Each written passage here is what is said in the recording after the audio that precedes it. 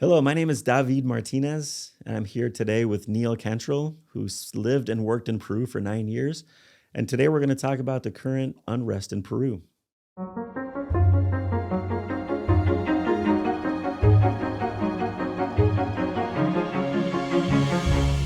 So let's talk a little bit about what's happening in Peru right now. There's been some news stories coming out of Peru and also Ecuador as well. But maybe we can start with Peru. We've heard about several presidents in the past 6 or 7 years. Certainly last year was quite uh, eventful. We had actually a few programs.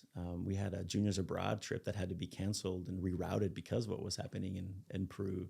What's your take on what's going on in Peru?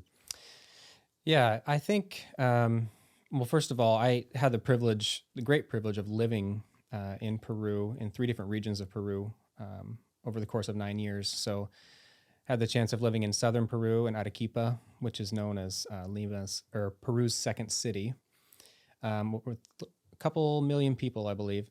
And then we lived in the Amazon jungle in Pucallpa when we worked in relief for around 2006, 2008. You say we. I imagine your family is that. Yes, my wife and I. Okay. And my wife actually gave birth to two of our boys down in Peru, in Lima. Oh, so you have Peruvians in your house. Yeah, they both have dual passports, and yeah, it's a pretty fun thing for them to bring up Nice. when they're How's their talking to their Spanish? I friends. have to ask. Their Spanish is a little bit rough because where they went to school, it was all English.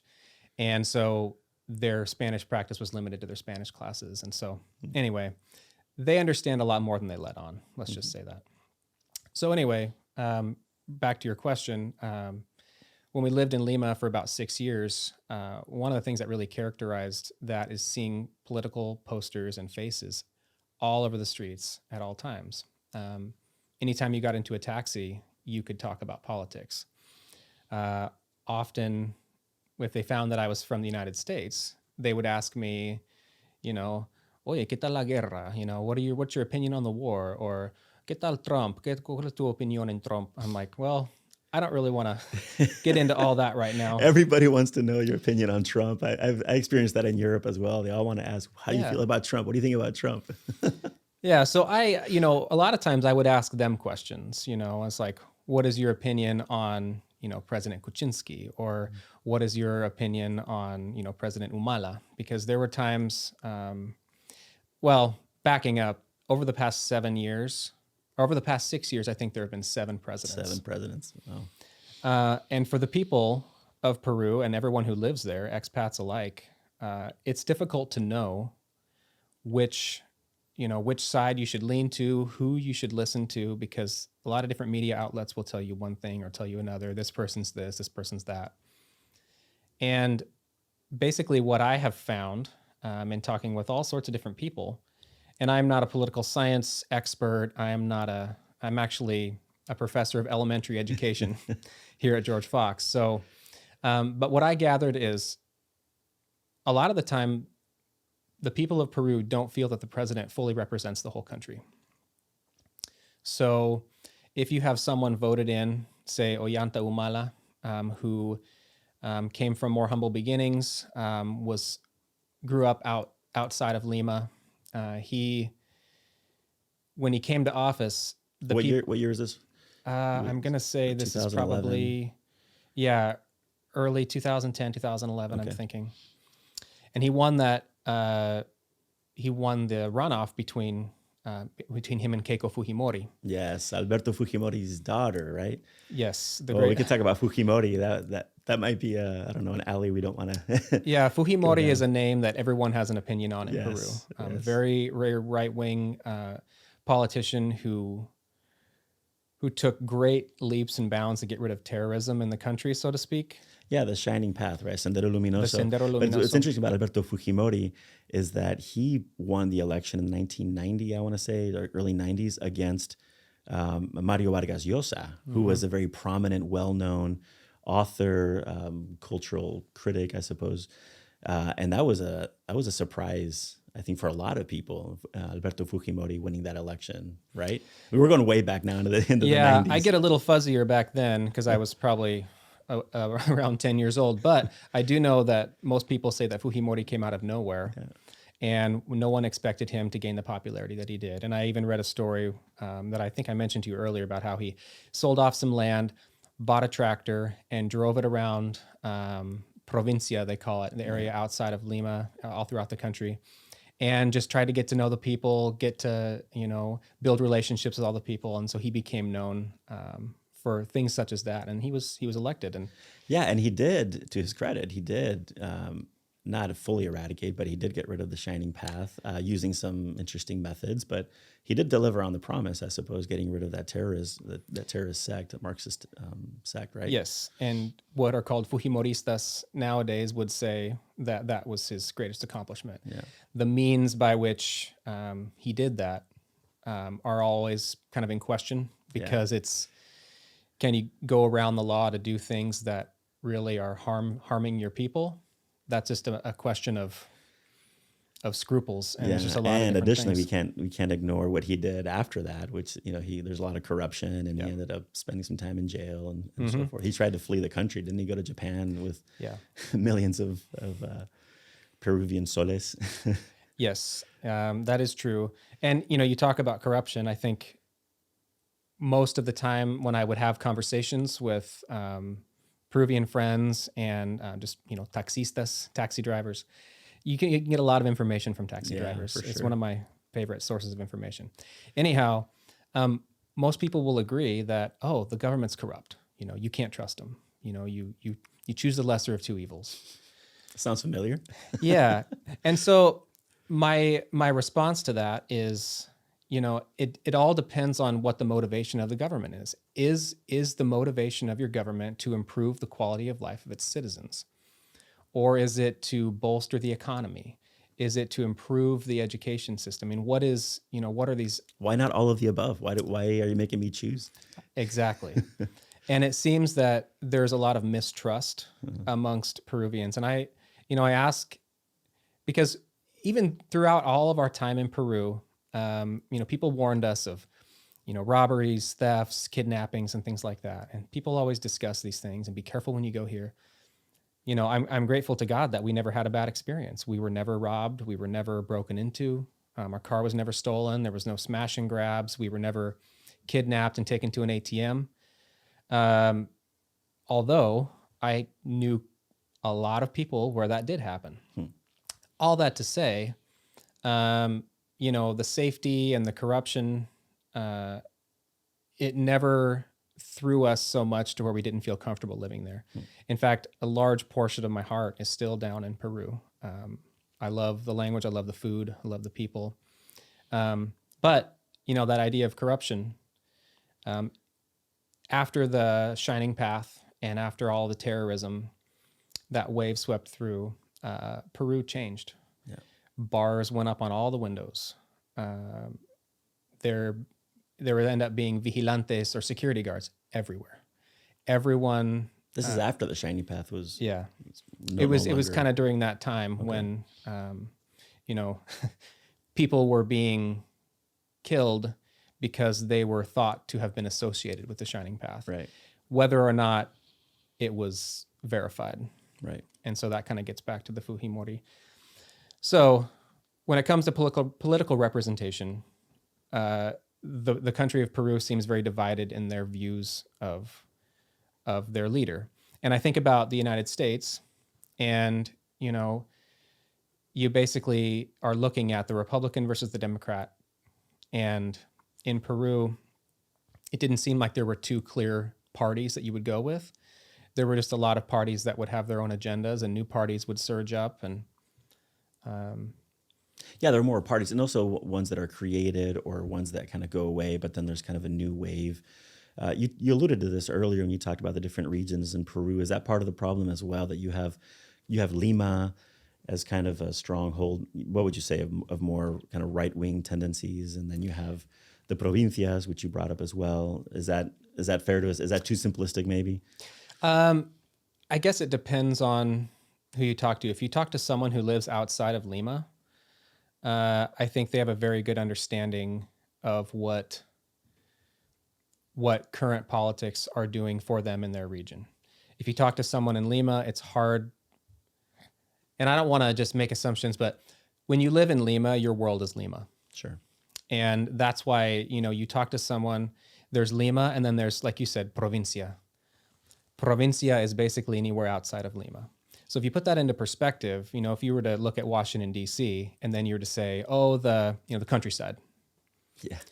It's essentially the same idea. So I had to wrap my head around, Lima being this, the beating heart, as they say, of the country, but it doesn't necessarily represent the country. Okay. So they say Peru has 3 regions: Costa, Selva, and Sierra. So coast, jungle, and mountain. But everyone says there's a 4th region, Lima, which is on the coast.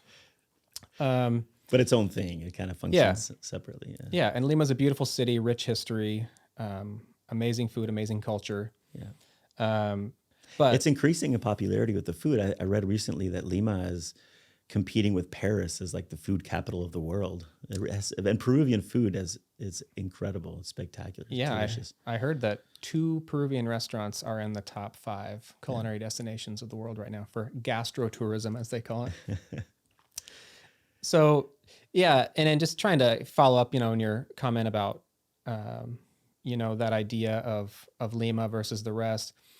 I think when you look at Peruvian politics, and again, I'm not the expert on this, but what I've seen is the push and pull is always with representation. Sure. So the most recent incidents that have happened within Peru would have been when Pedro Pablo Kuczynski was elected. PPK, right. PPK, PPK. So you see that all over the place. We saw PPK stickers everywhere. And the man was born in Peru to German parents and educated in English. In the United States, right? He was educated here. Yeah, and he, I think, spent a lot of time of his life living in Wisconsin. Okay.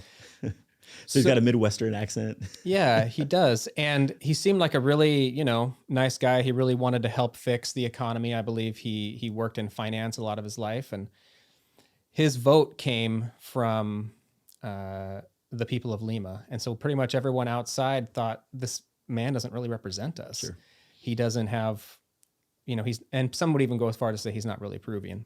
Mm-hmm. So aside from all that, there was a corruption scandal in which he was receiving bribe money, and his office from what was called the Odebrecht scandal. Yes. Is a construction company. And so that was investigated and he was impeached. And then, interestingly, the president at the time, Rafael Correa, in Ecuador. Yes, I was going to ask. He was involved with that as well. He was also involved. Yes. And so it became this kind of a scandal that spread across borders, which wasn't good for their economy at all. Sure. However, after PPK, there came, I believe it was Viscarra. And Viscarra was the vice president. That happened during COVID. It was a big, I won't get into all of the things that happened in Peru during the pandemic. Okay, but then you have Pedro Castillo after that. Yeah, so then it was Manuel Merino. Okay, we got one more before. Manuel Merino didn't last very long. I think it was a series of months. Okay. And then it was Pedro Castillo. Okay, that's what I want to talk about, because Pedro Castillo, he was also, I guess, similar to maybe Fujimori, where he's humble beginnings. He was a teacher, I believe. Similar to right? Humala. To Humala, okay. Yeah. So he's a high school teacher, right? Is that right? Yeah, he was an educator. Grew up. But humble beginnings, right? Working class. Yep. Yeah. And didn't have any experience in politics, and somehow becomes president in 2021, 2022. I believe 2021. 2021. Okay. So what happens with Pedro Castillo? That's a good question. I think when Castillo was elected, so he was from a region outside of Cajamarca, and Cajamarca is beautiful, beautiful city where some of the most amazing cheeses and milks and dairy products come from. He became known for being a voice as far as activism for teachers and education and things like that. Especially during the pandemic, he was appalled at the lack of opportunities and lack of support. Mm-hmm. So during that time, coming off of Viscarra, who put really hard clamps on education, on travel, on everything, during that whole time of pandemic, people were interested in getting education back into a place of perspective. And so he received, and again, he was going against Keiko Fujimori. Yeah. If you'll notice, this is about the third time that she's been in the final running. And so he traveled all around the country with his big hat, which he became known for, which I think is an amazing hat. Spectacular. And Yes. he he grew a lot of, he grew in popularity amongst the people outside of Lima, received that vote. It was a shock to everyone because he had no political experience. His political party had no experience. The group that was with him in leadership weren't prepared to lead. And what ended up happening is everyone ended up seeing that. Right. In fact, his own government blocked him from traveling overseas to speak at any kind of engagements because they have the power to basically dictate where the president can go and travel. Okay. Why did they do this? They didn't want him talking at these events, speaking at these events. Were they afraid of what he was going to say or how he was going to say it? They were nervous of how he would represent their country because of his lack of understanding of politics, of economy, economic issues. And so over the course of, several months to a year, it was deemed that the Congress was deeming him morally unfit to lead. Okay. And I think this was brought on by the majority leader, who was Keiko Fujimori. Okay. So he was going to be impeached for being morally unfit to lead, not able, not capable. And so his reaction to this was, I'm going to flee. I'm going to dissolve Congress. I'm going to impose rule by decree, and I'm going to rewrite the Constitution. Yes, this is the fateful day. He's on his way to Mexico, I think they were saying, or on the Mexican embassy. He was on his way to the Mexican embassy. And his own guard arrests him. And he was detained in the street, and his car was detained, and he wasn't allowed to go. I remember I was in Indonesia when all this was happening, and I was following it, and it was amazing how things turned so quickly. Yeah. So all that to say, there's been a lot of movement. From my perspective as an expatriate, trying to understand it has been challenging. But basically, I see it as a matter of representation. Sure. So now who's the president now? It was his vice president, right? Yeah, Dina Boluarte. And so, okay. So this is what I wanted to ask you, because the stories that did make the news, to be fair, but I think it was 1 day or 2 days. We didn't really talk about it a whole lot here in the United States. As far as the media is concerned, I'm not going to be the one saying we should talk about this more often, right? People, they're going to follow whatever stories they want to follow, and you can find articles written about it. But it was a big deal when this happened, and the stories that we heard now have to do with the unrest. You had 48 people or so dying, another 12 at a protest. You had a police officer who also died. These are the stories that we hear, and then we kind of attribute that to political unrest, which then leads me to, within my role, be careful when you travel to Peru. You shouldn't travel to Peru because it's dangerous. And you talked about this earlier, the fear of getting kidnapped. This is a conversation I have so many times over and over with parents and with students and anybody who wants to travel. How do we respond to these stories? You lived in Peru for several years. You had friends, as you mentioned, friends who had been kidnapped or bad things had happened to them. Should we not travel to Peru? Am I wrong? I love Peru. It's one of my favorite countries, my favorite trips that I took. Am I wrong to think that we should encourage people to travel to Peru? No, I say if you can book a trip to Peru, do it. But people are dying on the street, and there's protests and cars being burnt, and it's so true. forth. It's true. Those things aren't happening in places where travelers would go. For example, if you travel to Peru, you will probably want to enroll into the embassy's STEP program. Yep. And that way they can give you alerts about what's going on. They'll always give you alerts about demonstrations, avoid these certain areas. I can't tell you how many demonstrations and bloqueos and paros and huelgas I've been involved in. So those are like strikes, road blockages, where people are, seemingly, up in arms about something. I mean, I remember walking down during this, we were living in Pucallpa, walking down the street during this paro, and it was because of a lumber strike where the madereros were against something that was happening. Maderero is basically like a lumberjack or people who harvest lumber. They were burning tires in the streets. There were tacks thrown all over the road. And I was walking around and I had several people, kind of walk by me and go like this, and I was like, what does that mean? Well, I was wondering. I was like, pointing at your eye. And I was like, what does that mean? I was like, does that mean like I'm next? Or Yeah. But basically it meant, keep an eye out, just keep your wits about you. Okay. Because they saw that I was not from around there. And so we were just kind of looking around and people were, throwing things and hearing car alarms. And we figured we should probably get back. But they weren't upset at me. They weren't after, someone who was there, just seeing what was going on.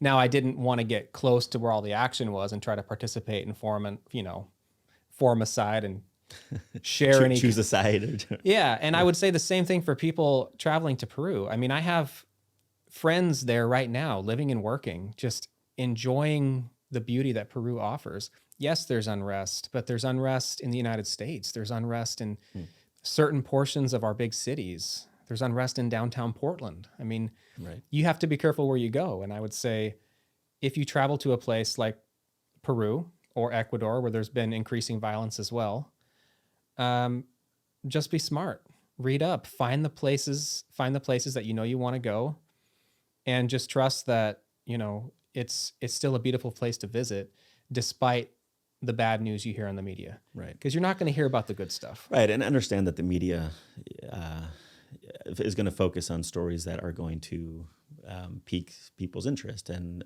as we all know, what's going to pique people's interest is these sort of extreme cases, right? These not, I don't know what the word is, these extreme situations, right? Yeah. And on that, I had friends in Indonesia. This is because we also lived in Indonesia for 2 years prior to coming to George Fox. They had traveled to the United States pretty frequently. They had, a lot of, financial means, but they were afraid to travel back and send their kids to university because they were afraid they were going to be shot at school. Yeah.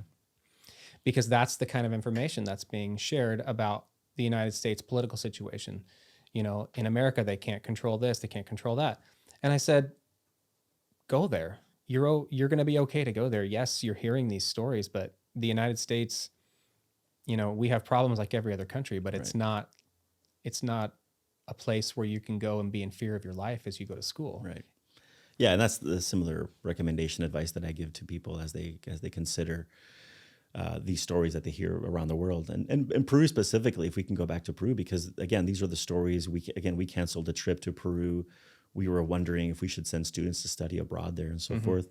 What should be my response? I'm a Christian in the United States, and I'm listening to these stories. Is it too simplistic to think from my end, oh, that's political unrest in Peru associated with kind of Marxist leaning or sort of, there's like the socialist president and you have the right wing president. What should be my response to that? I would say just a response of getting as much information as you can and praying for peace and understanding, because, I would say the people of Peru have so much passion. They have so much passion for freedom. They have passion for enterprise. They have passion for the richness of the resources that the country has. And I think when you talk about, socialism and capitalism and presidents that kind of go back and forth, I really think that, as Christians, we should pray for a mutual understanding of what is going to be the factor that's going to help that unrest reach a place of, I won't say peace, because peace is not something that we even have. You can say it. Peace. Let's go for it. Give World peace a chance. World Give peace. peace a chance. And I my prayer, like as a Christian, my hope is that there would not be that divide against the haves and the have-nots, or Lima versus the outside, because I think everyone that lives in Peru is a representation of who a Peruvian is. Yeah. Enterprising, intelligent, hardworking, creative, beautiful. And I want them to be able to see that. Yeah, it's interesting. My conversations often land in this conversation, and again, generally speaking, not everybody, right? But there is this kind of fear of socialism or communism, or a lot of times those two terms are conflated. They mean the same thing for a lot of Americans, or Marxism as well. Let's put Yeah. them all in the same category, the same boat. And I always recommend, trying to see things from a different perspective, from a different lens. It's true McCarthyism here in the United States did the Red Scare and so forth. So we're afraid of these programs that often in these other countries are just contextually different, right? And so I always encourage people to see things a little bit differently. I'm not asking you to convert to socialism, whatever that might mean, or to advocate for communism and so forth. But I think we do have this strong reaction to anything that is remotely socialist. When many of the programs in the United States, you could think of, let's talk about the libraries, right? The library system. If the library system didn't exist in the United States and we tried to implement it now, it would be shut down immediately. That's socialist, right? And so I think maybe getting out of our strict definitions might help with our sense of perspective as well. And speaking of politicians, I meant to bring this up earlier because you were talking about these kind of corrupt politicians. We talked about Fujimori and ending up in jail, and I'm always reminded of Terry Pratchett's quote. He's got this great line in one of his books where there's a conversation that says, "Yeah, we lock up our politicians as soon as they're elected," and the response, "Why? Why do you do that?" And the response is, well, it saves time, which maybe is unfair to some politicians. But it just there does seem to be this the extent of the corruption that just kind of finds its way into a lot of these presidents, and with good presidents with good intentions. Mm-hmm. But yeah, I've appreciated our conversation, our talk around the unrest in Peru, but also trying to get around it. In terms of our response as Christians, but also just as people who care about the well-being of other people, and trying to understand. I liked your call to get as much information as possible. Don't jump to conclusions or judgments, and also to continue to travel to these places. I wonder, do you recommend any books that we could throw out there? Yeah, I think, it sounds kind of cliche, but there's a book called Turn Right at Machu Picchu, and it's by Adams. And Machu Picchu was discovered, right, by Hiram Bingham III, the British explorer. We all know that, things like that aren't just discovered. They were well in use for the Inca Empire long before that. Sure. But this account by Adams gives kind of a funny and interesting recount of what that journey was like, and the beauty and the wonder and the interesting meetings and occasions that happened as Hiram Bingham and his explorer team went out from Cusco to find Machu Picchu. And it just gives a really interesting take on the beauty of Peru, the beauty of the culture, and how that whole exploration might have gone down. I'm going to recommend a book that may seem strange, although maybe not. It's a book by Mario Vargas Llosa called The Storyteller, and it's the story of if I get the story right. It's been a while since I read it, but I have my students read it because I enjoy the dialogue / debate around indigenous identity in Peru. And again, no more spoilers. You should pick it up and read it. Again, Right. maybe doesn't have a whole lot to do with the political unrest, but maybe can give some insight into the complexities around that. And it's well written. It's a good book. Mario Vargas Llosa, one of the more well-known, famous authors from Peru. If you love him, then that's great. If you're not a big fan of his politics or political ideology, you're not a big fan of that, that's fine. But yeah, The Storyteller, that's going to be my recommendation. Me parece muy interesante. Lo buscaré en español.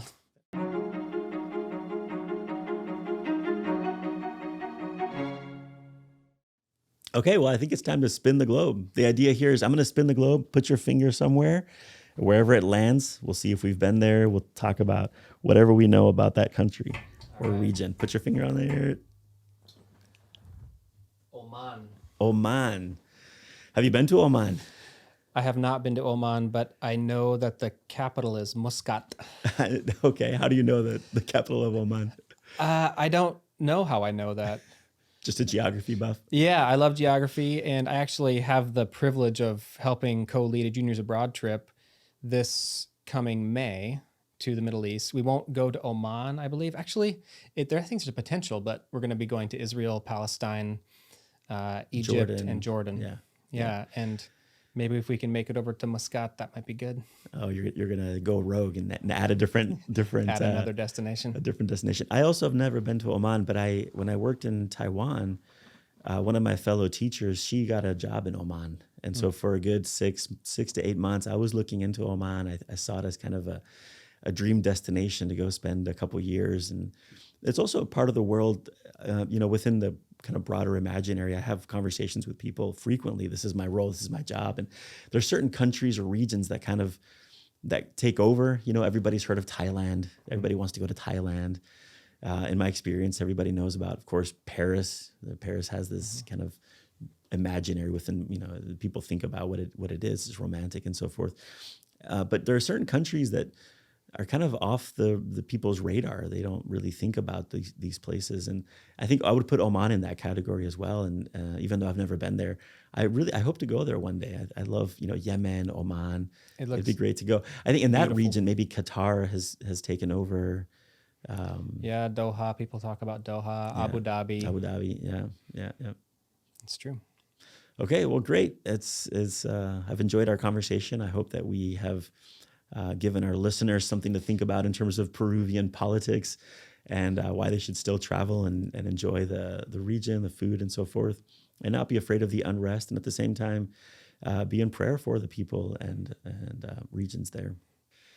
And as always, as we always say, it's important to travel, see the world, and be safe most of the time. Thank you. This video podcast is a production of George Fox Digital. To find more material like this, you can subscribe to George Fox Talks on YouTube, Apple Podcasts, Spotify, or wherever else you listen to podcasts. Our team really appreciates your feedback in the form of likes, comments, and reviews, and we'd really love to hear what you think.